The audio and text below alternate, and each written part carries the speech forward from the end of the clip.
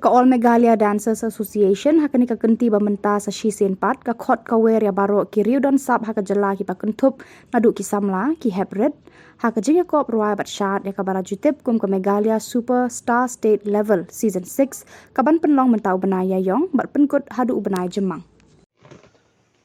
Hakani por ngai kuble yepi yaki nongshat bat ki nong ruai jong ka jala Meghalaya Kamtam ya kerilum kasi jaintia bat Garo Hills. Nakaliang jungi ngi pentip sepi ba nakaliang ka amda ngila jupenlong ya ka Meghalaya Superstar Season 1 nadu arja kan riu.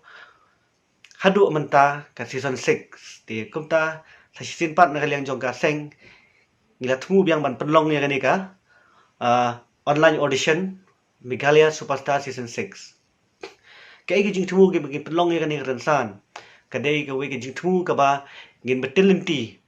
na ka menta kini ki hebred bar ki samla don sap jong ka jela de na ka ai ka bangi ngi temu ka long ba ngele kumno ban pelinti ye kini ki kena samla bar ki hebred om tang hadi ka level jong ka Meghalaya Superstar Season 6 bat ki we de ndai ka ai kelinti ka bangi bu ka thong ban kentiu ye ki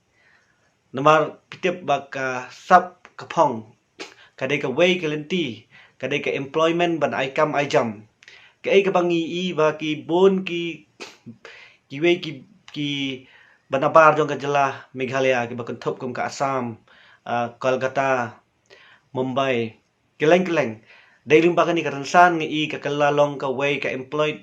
ka yo kam yo jam ban yarap ya ka yin ka sem te ngi penlong ya ni ka ransan hakit nem ki bala depru ngilayo ban kentiu ikna lima kani ka rensan haki rensan ba pero jong kari India te nakaliang jongi kum nakaseng ikitu sepi sekitu ki kimi ki kipa lane ki samla ki badan sap panpa ya ki video haki ni ki number ki badan hakani ki screen lani ka poster ka bangila buang ni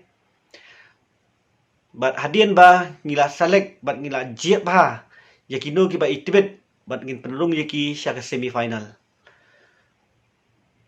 bat naga semi final kan long direct batch sya ka grand finale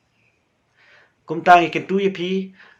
ban ya snok tilang bat peni ya ka sap ka phong ka ba pidan kenang ba ka sap ka jong pi kan sakut no tang hayeng ni tang hasinong Kublai Shibun.